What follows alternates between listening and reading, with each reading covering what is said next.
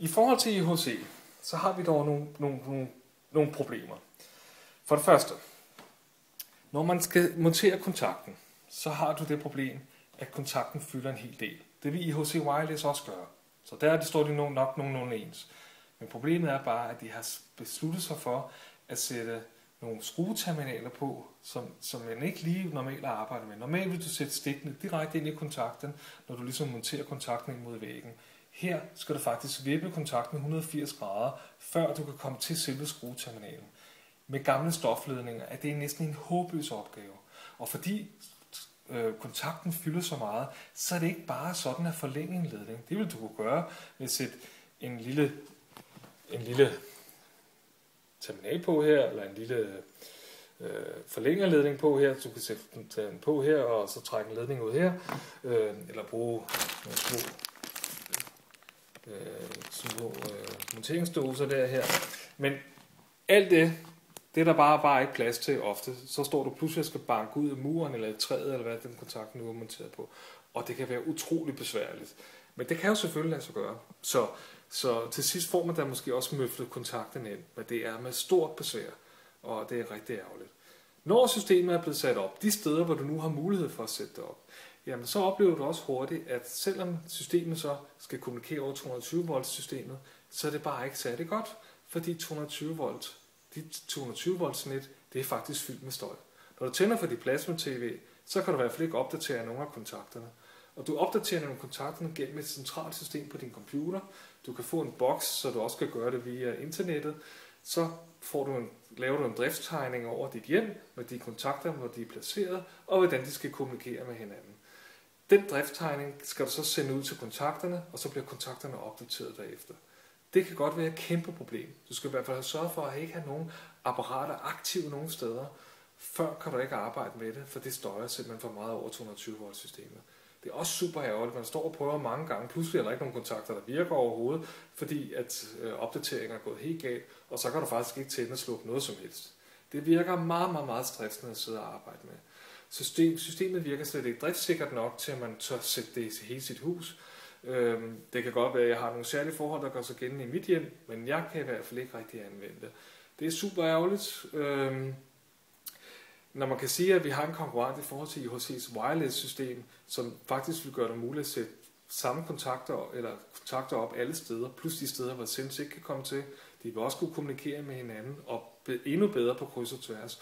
Og det vil også kunne kommunikeres via internettet, og jeg vil have mulighed for at sætte alle mulige alarmgivere på, og gardinløfter, og hvad ved jeg. Alle motorer kan sættes på. Der er meget større udvidelsesmuligheder i det system, som IHC har udviklet, som de kalder IHC Wireless, og som umiddelbart kan anvendes overalt i sådan et hjem her, som det her for eksempel. Og da prisen er det samme, som vi kender fra Sense, så begynder vi at have et problem. Jeg kontaktede Sense i forbindelse med mit problem med, at jeg ikke kunne få en ganske almindelig afbryderkontakt til en lampe til at virke, som jeg fortalte tidligere. Og der kan man jo godt mærke, at det er et lille firma, med få ansatte. Der er sommerferie derinde i øjeblikket. Og jamen, det var så problemet overhovedet for fat i nogen, der overhovedet vidste, hvad det var for et system. Så ringede jeg til IHC for at diskutere nogle muligheder for at lave IHC-system her i det her hus, hvor jeg blandt andet blev gjort opmærksom på wireless-systemet, hvor godt det egentlig er.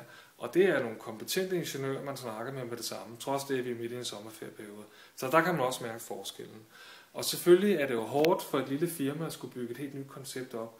Jeg tror bare ikke, at det er det her, vi sidder og kigger på nu, som rigtig kan anvendes. Der er mange praktiske detaljer, som ikke er løst i det her Sense-system, og det gør, at jeg absolut ikke kan anvende eller anbefale for mine mander sådan at gå i gang med at anvende det her system. Et par kontakter kan man måske sætte op, og det kan så være det, men jeg kan ikke se mening med det. IHC Wireless er langt bedre. IHC har dog en feature, som de mangler i forhold til Sense, og det er, at på Sense-systemet der er det muligt at måle energiforbruget, eller hvor mange watt, der bliver trukket på de enkelte stikkontakter. Og det er faktisk rigtig sjovt at kunne sætte sig ned og få en oversigt over, nu har jeg dæmpet den her lampe lidt, hvor meget effekt bruger den så nu, og så videre, hvor meget bruger plasmaskærmen af strøm. Det kan være ganske interessant at se. Så på den måde er det nemmere at styre sit energiforbrug i sit hus. Og man kan også sige, at Sense har måske også en svag fordel i forhold til, at deres kontakter i sig selv ikke bruger særlig meget strøm, der bruger IHC wireless kontakter noget mere strøm. Og det vi snakker om, det er måske en IHC wireless kontakt, vi vil bruge omkring 15 kroner i strøm om året, hvor vi er nede på en 5'er, når det gælder en Sense-kontakt. Så der er lidt større forbrug, der er lidt større udgifter omkring IHC lige i den forbindelse, men med indkøbspriserne taget i betragtning, så går det faktisk nogenlunde ud på et. Hvis man lige kigger her til sidst, kigger på en Sense-kontakt, så kan man også se, at den er ganske pænt opbygget her. Der er 2 kontakter her, det er en dobbeltkontakt, dobbeltafbryder. Man kan sige, at problemet her er typisk den her rille. Den her rille forhindrer faktisk i, at man kan sætte nogle pæne symboler på. De symboler kender vi fra IHC. De har typisk nogle meget indlysende symboler. Det kan man ikke rigtig placere her på de her kontakter her. Og det gør det faktisk, at man bliver lidt i tvivl om, hvad var det nu, jeg programmerede den her til og den her til. Det er sådan, at på Sense, der har man et kort tryk og et langt tryk på hver kontakt. På IHC, der har man vippekontakt, så har man altså et tryk her, et tryk her, et tryk her, et tryk her, og det kan både være kort og lange tryk. Så IHC har i princippet 4 gange 2, altså 8 tryk, hvor man i Sense, så at sige, kun har 2 gange 2. Så altså 4 tryk. Så det er lidt mindre funktionelle stikkontakter. Det kan godt blive lidt voldsomt opbygget her, hvis man skal have alle funktionerne med. Og igen, det er lidt svært at se, hvad de har tænkt sig at gøre omkring symbolikken på kontakterne. Man kan jo ikke rigtig lige helt forstå, eller kan huske nødvendigvis, eller alle familiemedlemmerne i hvert fald vil ikke kunne alle huske, hvad den enkelte kontakt lige betyder. Så det er super ærgerligt. Så vi må sige, at det er desværre Sense, så er det altså lidt en ommer i første omgang her.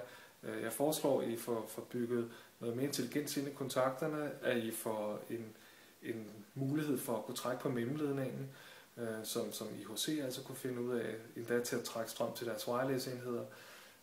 Og så måske også nogle flere funktioner, eller flere produkter. Det er sådan, at Sense de har måske i alt 7 forskellige enheder, mens man på IHC har flere hundrede enheder, man kan sætte op rundt omkring i hjemmet. Bevægelsesføler osv. osv. Alle de produkter er ikke direkte med i Sense-programmet. De har nogle muligheder for, at man kan koble det på nogle af deres enheder, men så er det, at du selv skal sidde og lege tekniker og lige selv forstå, hvordan ledningerne skal trække strøm og sådan nogle ting rundt omkring. Det er ikke sjovt. Og det er heller ikke sjovt at sætte de her kontakter op, heller ej, skulle jeg helt så sige. Så når du pludselig står med valget mellem at skulle sidde og fræse en kæmpe ledning ned rundt omkring, eller bare sætte noget IHC wireless til samme pris eller billigere pris og sætte det på, så er valget entydigt klart. Så desværre Sense, det er en ommer. Jeg håber, I kan lave et bedre produkt, som bliver en bedre konkurrent, så at sige, til IHC. Men indtil videre, så er det ikke anbefalingen, fra min side i hvert fald, at anvende det her system.